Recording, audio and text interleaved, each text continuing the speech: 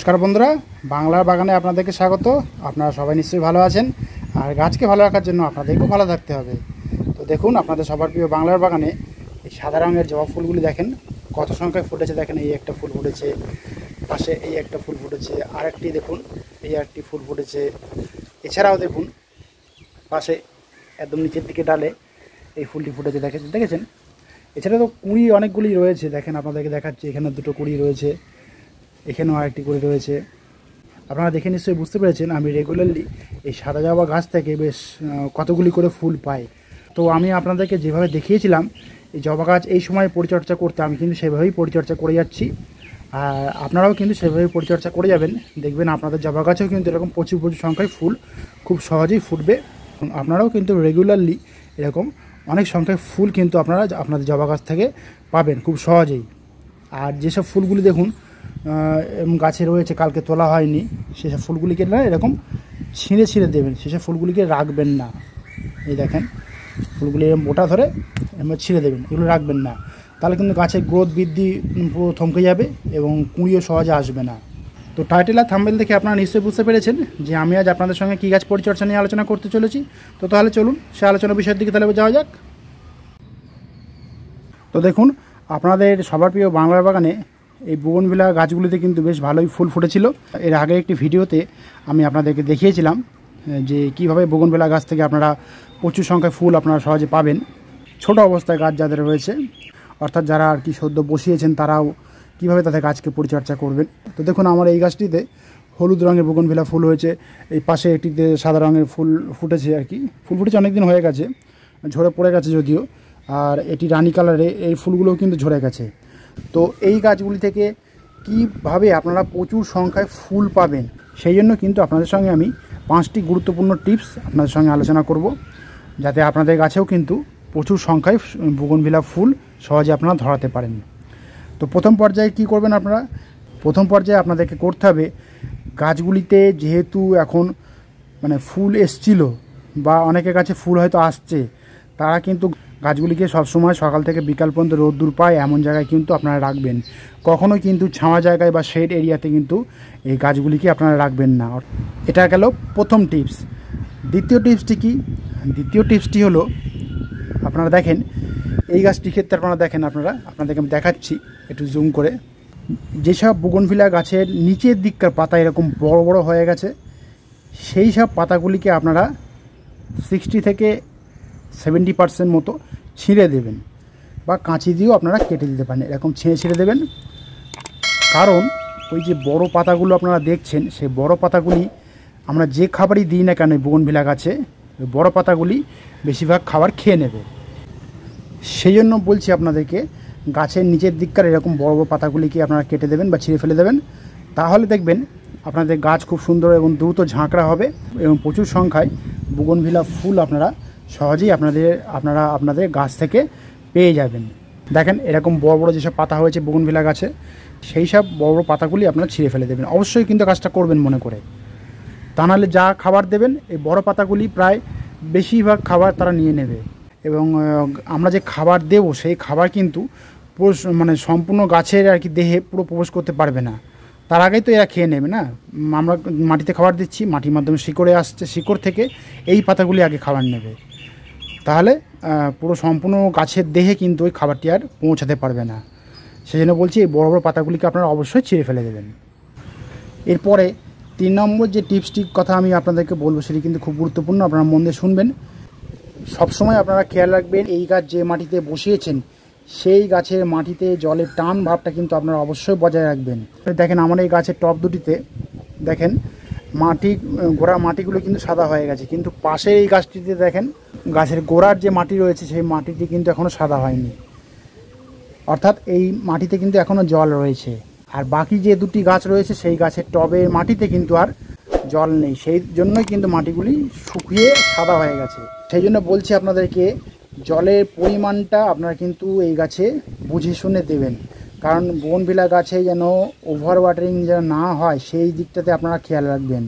এবং যতক্ষণ পর্যন্ত টপ সয়েল হোয়াইট না হচ্ছে ততক্ষণ পর্যন্ত কিন্তু জল এই গাছে দেবেন না আপনারা। এই কথাটা আপনারা মাথায় রাখবেন, কারণ জল যদি আপনারা বেশি পরিমাণে দেন তাহলে কিন্তু আপনাদের বোগনভিলা গাছে সহজে কিন্তু ফুল আর আসবে না। এরপরে যে 4 নম্বর টিপসটির কথা আমি আপনাদেরকে বলবো, সেই 4 নম্বর টিপসটি হচ্ছে, দেখেন এই যে আমার এই বোগনভিলা গাছগুলি দেখছেন, এই বোগনভিলা গাছে পাতা দেখেন এরকম মানে অর্ধেক পোড়া হয়ে গেছে, অর্ধেক সবুজ রয়েছে। চিন্তা কোনো বিষয় নেই, এটা আপনারা করবেন কি, হাত দিয়ে এরকম ছিঁড়ে ছিঁড়ে দেবেন, এই পাতাগুলিকে এরকম ছিঁড়ে ছিঁড়ে দেবেন। দাঁড়ান আমি দেখাচ্ছি আপনাদেরকে, এরকম ছিঁড়ে ছিঁড়ে ফেলে দেবেন। এই দেখেন এই গাছে পাতাগুলিও দেখেন এরকম মানে অর্ধেকটা কী বলবো পুড়ে গেছে এবং অর্ধেকটা দেখুন সবুজ রয়েছে। চিন্তার কোনো কারণ নেই, এরকম ছিঁড়ে ফেলে দেবেন, তাহলেই দেখবেন নতুন নতুন পাতা আবার ওখান থেকে গজাবে, এরকম ছিঁড়ে ফেলে দেবেন। আর আরেকটা কথা বলি, যখনই দেখবেন বেশি বৃষ্টি হচ্ছে তখনই কিন্তু টবগুলিকে অবশ্যই আপনারা মনে করে শুইয়ে দেবেন, তাহলে কিন্তু গাছের গোড়ায় জল জমবে না এবং বোগনভিলা গাছটি কিন্তু বেশ সুরক্ষিত থাকবে। এরপরে আসি 4 নম্বর টিপসের কথায়। 4 নম্বর যে টিপসটি আপনাদেরকে বলবো, সেই কাজটা কিন্তু আপনারা অবশ্যই করবেন। সেই কাজটি কি আপনাদেরকে আমি বলছি, দেখেন এই বোগনভিলা গাছের ডালগুলি দেখেছেন কেমন বড় বড় হয়ে গেছে, বেশ একটু লম্বা লম্বা হয়ে গেছে। দেখেন এই একটি গাছ রয়েছে, এই গাছের ডালগুলি এরকম লম্বা লম্বা হয়ে গেছে, আর কিন্তু এই গাছের ডালগুলি এখানে ছোট ছোট রয়েছে, মানে ওর হাইট ঠিক বজায় রেখেছে ও। সেই জন্য আপনারা করবেন কি, আপনাদের যেসব বোগনভিলা গাছের ডাল এরকম লম্বা লম্বা হয়ে গেছে, সেই সব ডালগুলিকে একটু কাটাই ছাঁটাই করে দেবেন এখন থেকেই। দেখুন আমি কীভাবে কাটছি, দেখেন এই ডালগুলিকে আপনারা কাটবেন একদম আপনাদের যে মানে আপনাদের বোগনভিলা গাছে যে একদম পাতা রয়েছে, সেই পাতার একদম উপর থেকে এরমভাবে কেটে দেবেন, এইভাবে নিয়ে এটা কাটার নেবেন, নিয়ে এইভাবে কেটে কেটে দেবেন, তাহলে দেখবেন গাছটি কিন্তু খুব সহজেই ঝাঁকড়া হবে। দেখেন আমিও কিন্তু ঝাঁকড়া করার জন্য এই কাজটি আমি করছি, দেখেছেন ফুলের মায়া ত্যাগ করে আমাদেরকে এই কাজটিকে করতে হবে। এইভাবে এই কাণ্ডগুলিকে আমাদেরকে কেটে দিতে হবে, তাহলে দেখবেন গাছটি আরও বেশি ঝাঁকড়া হবে এবং প্রচুর সংখ্যায় ফুল কিন্তু আপনারা এই গাছ থেকে আপনারা পাবেন, এবং আশা করি এই গাছটিকে খুব বেশি ঝাঁকড়া করতে পারবে এই সময়। এর পরের যে টিপসটি কথা আমি আপনাদেরকে বলবো, সেই টিপসটি কিন্তু আপনারা মন দিয়ে শুনবেন। এখন যেহেতু এলোমেলো হাওয়া হচ্ছে, সেহেতু গাছের দুই দিকে মানে একটি যে আপনারা পোতেন গাছের একদিকে, তার ঠিক বিপরীত দিকে আরেকটি কাঠি এরকম কাঠি বা ডাল এরকম পুঁতে দেবেন, তাহলে ওই যে এলোমেলো যে ঝড়ো হাওয়াটা যে হচ্ছে, ওই ঝড়ের হাত থেকে কিন্তু আপনাদের বোগনভিলা গাছ সহজে রক্ষা পাবে, ভেঙে পড়বে না খুব সহজেই। এই কাজটা কিন্তু আপনারা মনে করে করবেন। এর পরের যে টিপসটি কথা আমি আপনাদেরকে বলবো, সেটি আপনারা মন দিয়ে শুনবেন। সেই টিপসটি কি, দেখুন এই গাছ থেকে যেহেতু আমরা প্রচুর সংখ্যায় ফুল চাই, সেহেতু এই গাছে কিন্তু একটু খাবার আমাদেরকে দিতে হবে। সেই খাবারটি কি, দেখুন আপনাদেরকে আমি দেখাচ্ছি। সেই খাবারটি হলো, এটা হলো 10-26-26, কারণ আমাদের বোগনভিলা গাছ থেকে ফুল চাই, সেই জন্য এই খাবারটি আমাদেরকে অবশ্যই দিতে হবে কিন্তু। আর এই খাবারটি আপনারা কতটা পরিমাণে কতদিন অন্তর আপনারা দেবেন, তো দেখুন আমার যেহেতু বোগনভিলা গাছগুলি 8 ইঞ্চি টবে এবং কয়েকটি বোগনভিলা গাছ 6 ইঞ্চি টবে রয়েছে, সেহেতু আমি করব কি, এরকম একটা আইসক্রিমের চামচ নেব, আইসক্রিমের চামচের এইটুকুনি অংশ আমি এই যে 10-26-26 সে 10-26-26 দানাগুলি নেব। তো দেখুন আমার এই যে 3টে টবে বোগনভিলা গাছ রয়েছে, সেই 3টে টবের কাঁধ বরাবর মাটি কিন্তু আমি খুঁড়ে দিয়েছি। আপনারাও কিন্তু টবে কাঁধ বরাবর এরকম খুঁড়ে দেবেন। খুঁড়ে নিয়ে এবার করবেন কি, আপনাদেরকে যে দেখালাম যে 10-26-26 যে সারটি, সেই সারটি আপনারা এই পরিমাণে নিয়ে এরকম চারিদিকে পুরো ছড়িয়ে ছড়িয়ে দেবেন, তাহলেই হবে। অর্থাৎ 8 ইঞ্চি বা 10 ইঞ্চি যদি হয়, তাহলে রাসায়নিক খাবারটি পরিমাণটা একটু বাড়িয়ে দেবেন। আর যাদের মাটিতে গাছ রয়েছে তারা করবেন কি, গাছের গোড়া থেকে 1 হাত দূরে একটু গোল করে খুঁড়ে নিয়ে এই খাবারটি আপনারা দেবেন। আর আরেকটা কাজ করবেন কি, যেহেতু আমি এরকম গাছের ডালগুলিকে কেটে কেটে দিয়েছি, সেহেতু আপনারা করবেন কি, যাদের কাছে 12-61-0 রয়েছে তারা কিন্তু ওই 12-61-0 আপনারা স্প্রে করে যাবেন। এই কাজটা কিন্তু আপনারা অবশ্যই করবেন, তাহলে দেখবেন আপনাদের গাছে কিন্তু খুব সহজেই নতুন নতুন কাণ্ড বার হচ্ছে। আর আরেকটা কথা বলি আপনাদেরকে, 10-26-26 যে সারটা দেওয়ার কথা আমি আপনাদেরকে বললাম, সেটা আপনারা কতদিন অন্তর অন্তর দেবেন আপনাদের গাছে, আপনারা সেই 10-26-26 সারটিকে আপনারা অন্তত 15 দিন অন্তর অন্তর আপনারা গাছের মাটিতে প্রয়োগ করে যাবেন।